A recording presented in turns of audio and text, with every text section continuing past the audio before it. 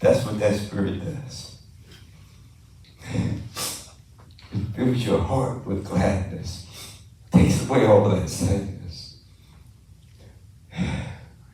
Ease your troubles and my troubles.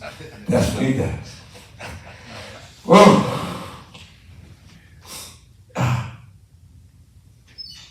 So you guys bear with me today.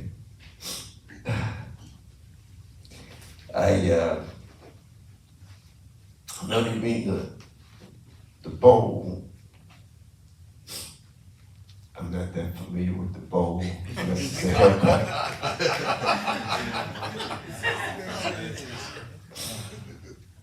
So we hear it in our hearts and our mind. That bowl is going on right now. So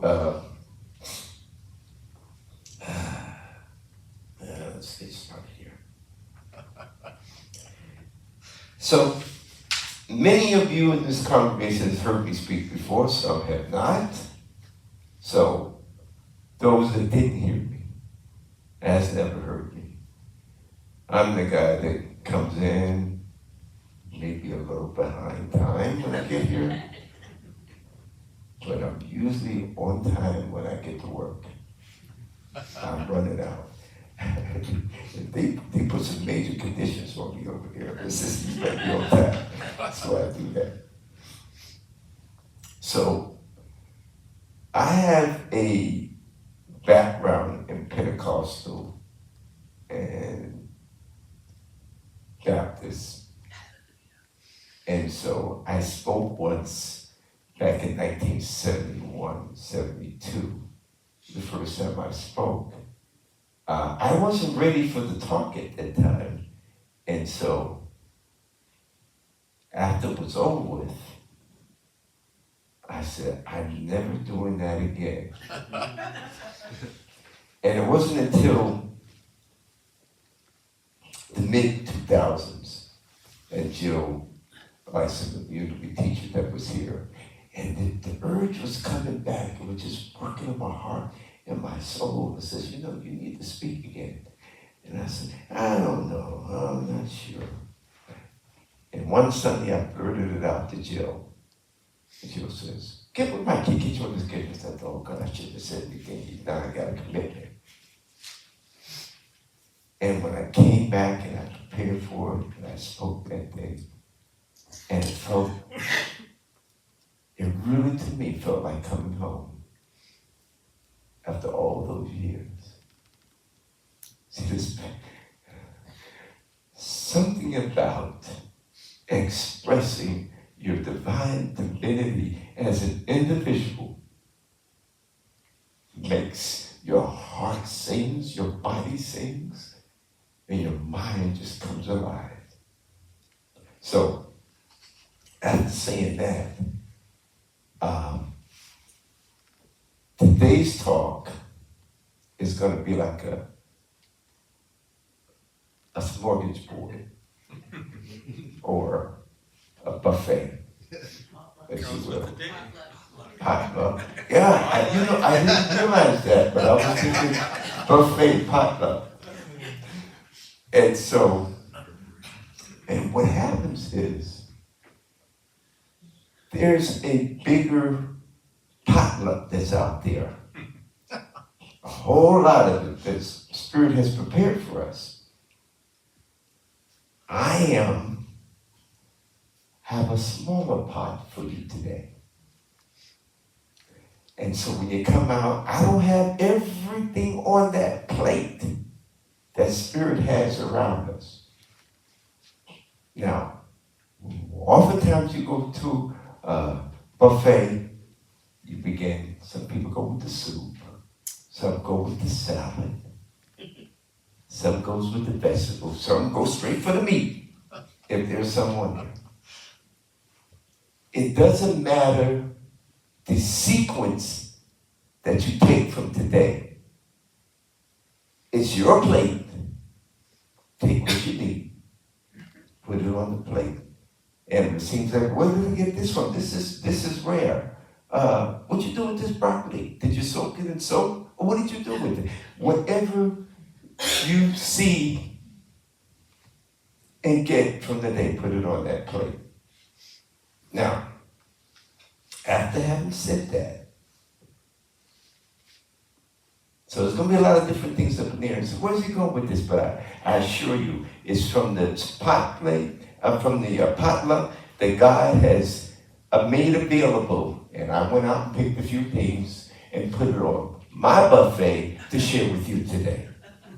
Now, I'm going to begin. Let's see here.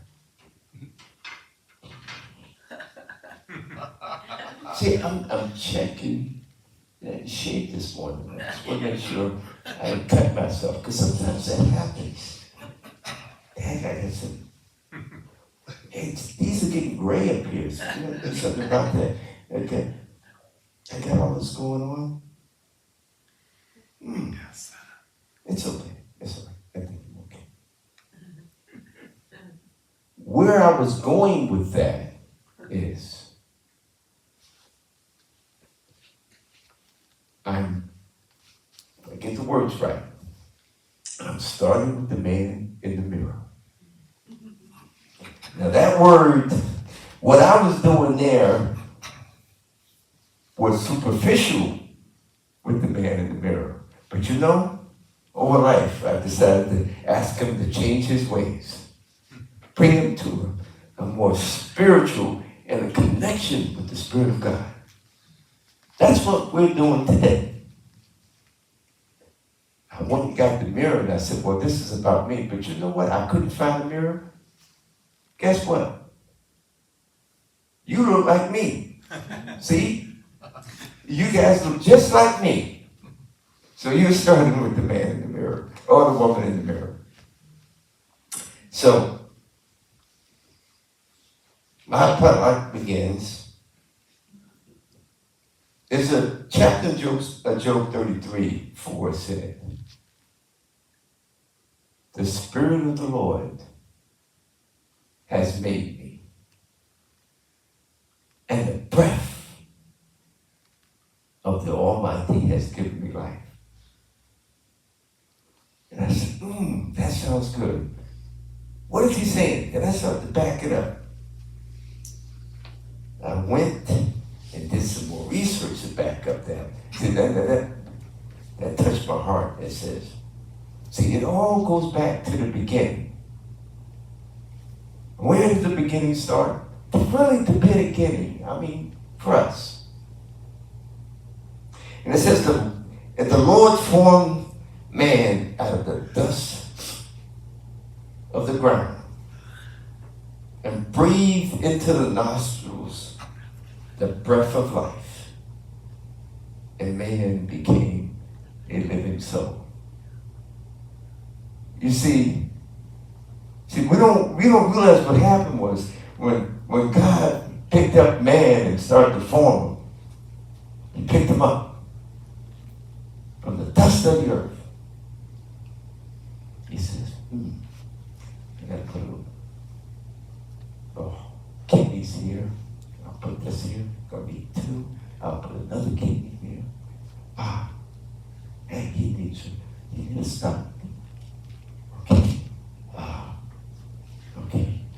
He needs some other things because I want to keep going with this generation thing going on here. So you put some private parts in there.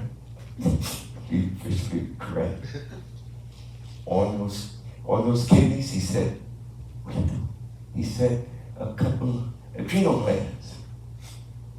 And he says, you need a pancreas. You need some lungs. That's what the breath came in. And then he says, what am I going to do with this? Put it all together. Took that heart. Put it right here in the center of your body. And then here comes the good part.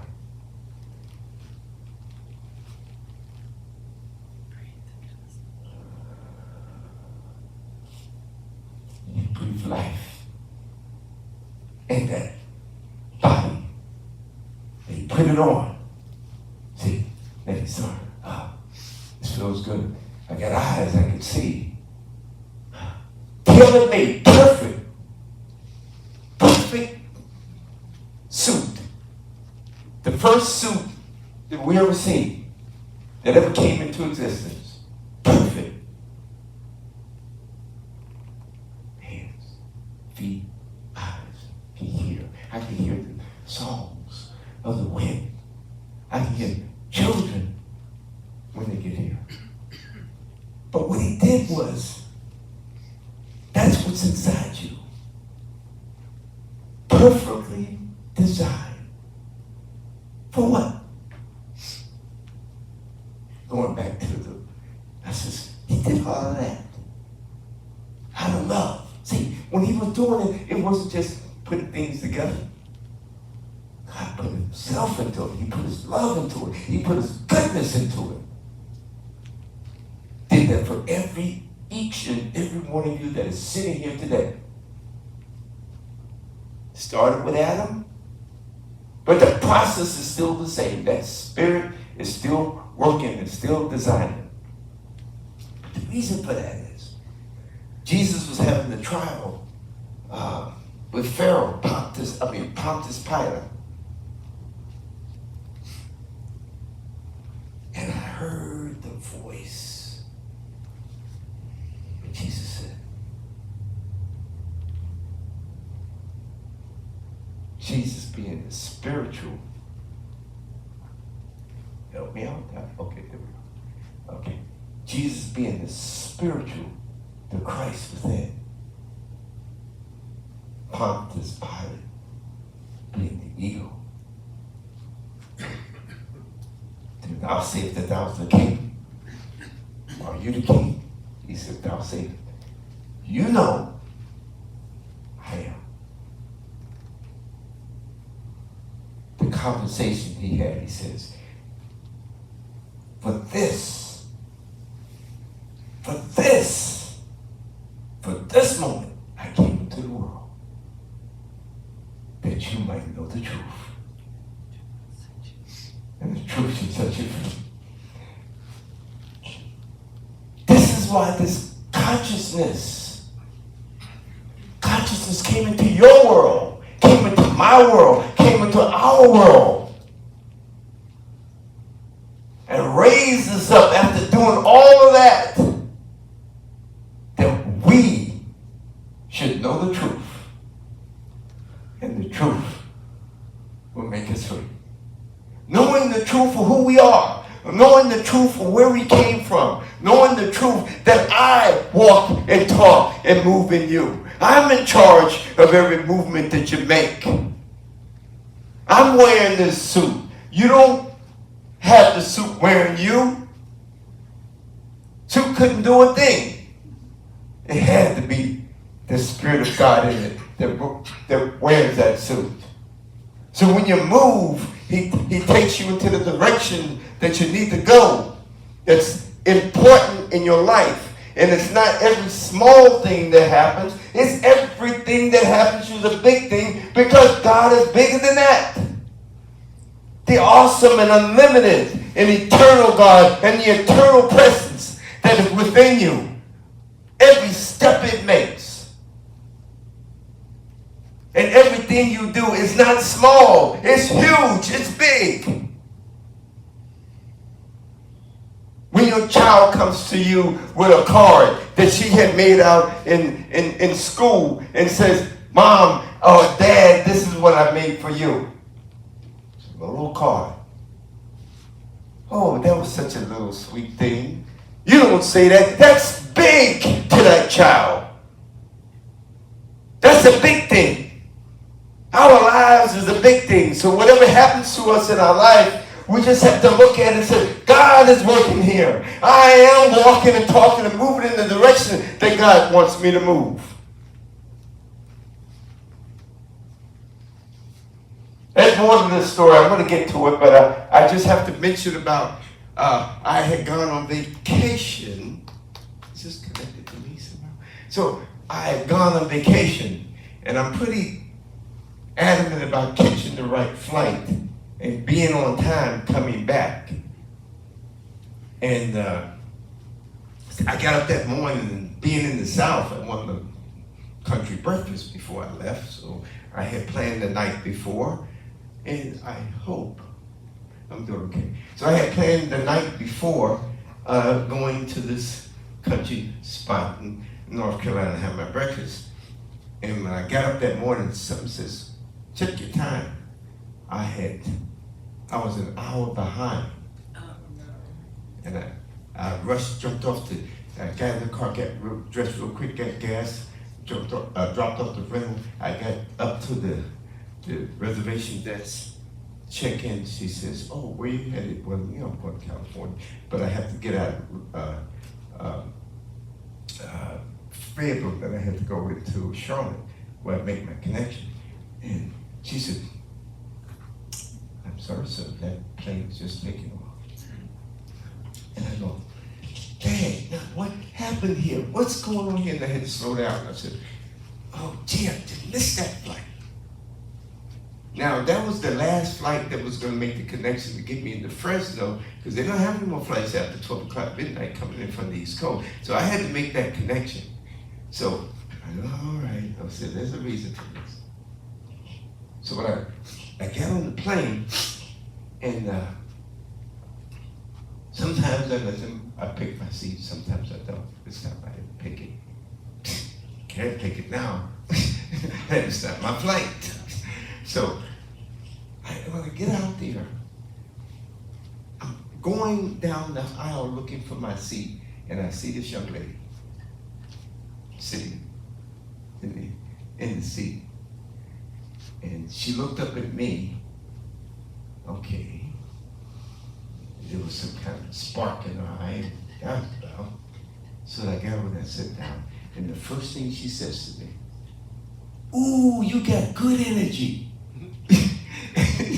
And I go, huh? She said, I asked God, this is my first flight. I've never been on a plane before, and I'm praying. I said, please send me somebody that's got good energy that I can feel comfortable with. And then I sat down with her. She says, I'm on my way to meet my boyfriend in Fayetteville, North Carolina. We had this talk. I've never been on a plane before. I'm frightened. We had a talk there for a while. Gave a little bit of advice. The plane began to take off. And could you please hold my hand? I held the hand, and then she just felt so much comfort. And then we had prayer on that plane. And she was so alive when she left, and I was alive too, And I said, now, that was a little thing that missed the flight, but that was a big thing that I was headed for. And so I invite you, each time you go into meditation, release, let go. Let the body go so God can use you with non-resistance, and he has an easier time to get you to do what he wants to do inside you, as you, with you. Starts here. Now, I have to go a little bit further here.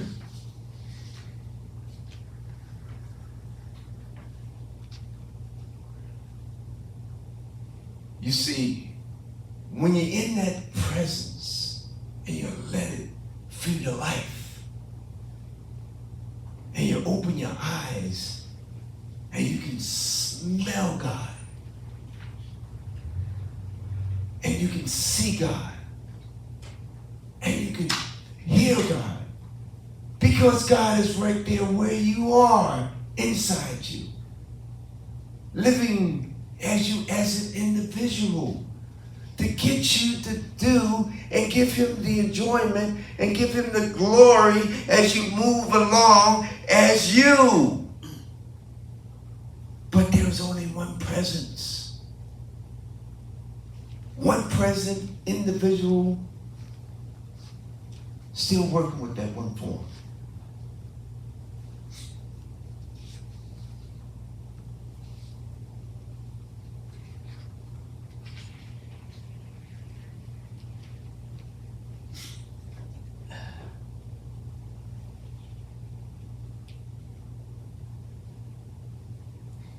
So I'm just going to move along here. here. It says, I'm gonna, like I said, it's a mortgage board.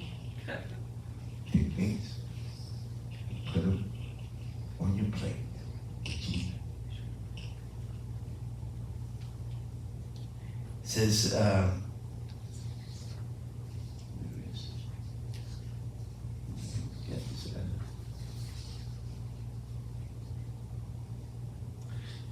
I'm going to read you something from Myrtle Fillmore.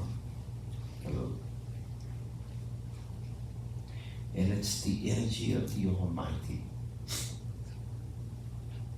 It says, life, a simple form of energy that has to be guided and directed in man's body by his intelligence.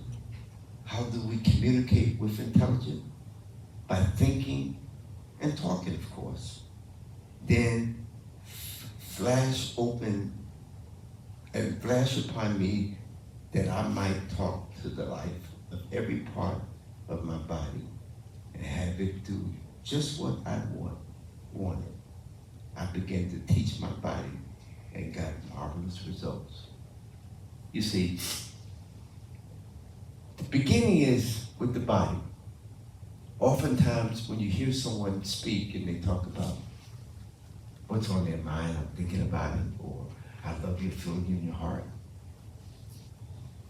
gives the same recognition to that liver, to those kidneys that you have. Also, just as equal, your pancreas,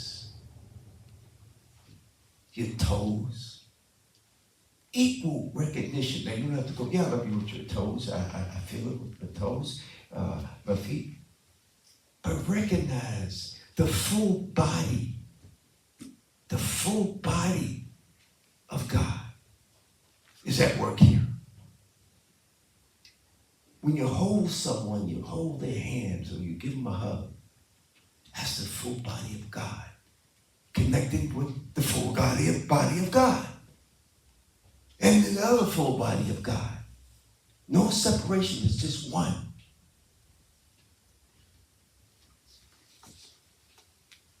And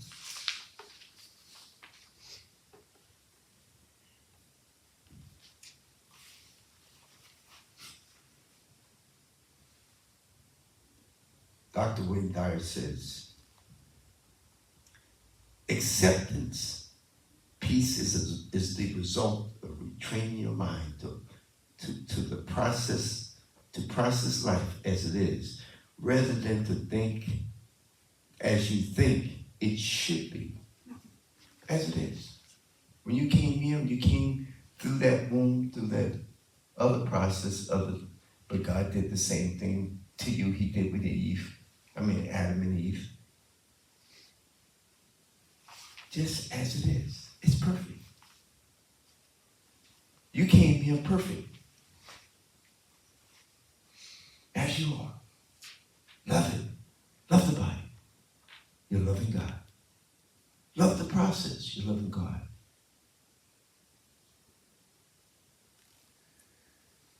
Miss Hayes said at one point, even down to your poop. You go, no, to your poop. That poop has a process. It was important to God for Him to step into it. You see, I wouldn't step in it. God stepped into it when He made you. Bless you. God stepped into you. And so, recognize that everything within you should be a joy. And it's easy for the joy in the life to come through. He says, Dyer says, feel the surge of life. The life force that allows you to talk, sleep, move about, digest, and even meditate. The power of intentions responds to your appreciation.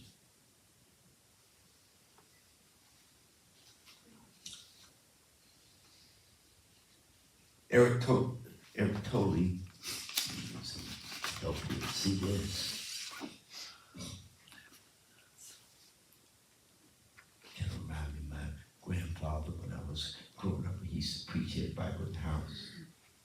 And he had a huge Bible. And being a kid, that was a big Bible. I said, why Grandpa has a big Bible and then you get pass out these little ones? I know now why. I bought myself a Bible once to prepare for a talk. Beautiful, it's made of metal. It's just folded up. It's really nice. This is beautiful. I take this and I sit down and read it. You know, just I might as well put it on the shelf. Couldn't see the words.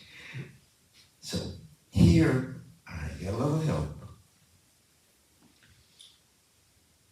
Eric totally teaches that the physical body is a profound doorway to spiritual awakening. Rather than viewing it as just physical object, he distinguishes between the biological form and the inner body. The invisible energy fields of life, awareness, and pulsating inside you by shifting its attention from active thoughts into body sensations. And you anchor yourself in this present moment. In the present moment, where we are.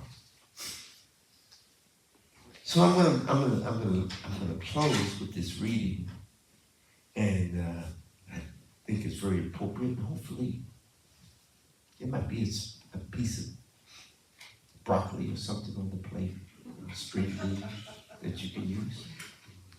I accept my own spiritual and physical perfection. My body is the temple of the living God. It is spiritual substance. I have perfect confidence in my heart that God's life-giving spirit is my life. Since God is my life and God is eternal, my life is eternal. Therefore, I cannot be separated from God, from good, from perfection. If I would renew body, mind, and affairs, I must first cause my imagination to rise above them. The supreme ruler, omnipresent, therefore existing at the very center of thought, the Christ within me, really has the power to make all things new. The perfect life of God now expresses itself through me, and every part of my body expresses its inner perfection and wholeness. As the sun dissolves the mist, so does my knowledge of truth dissolves all pain and discord. I know the truth about myself. Here we go with the truth. As a child of God, and that truth makes me free. I am free because the power of the living spirit is my power, and it remolds and recreates my body after the likeness of the perfect pattern of God.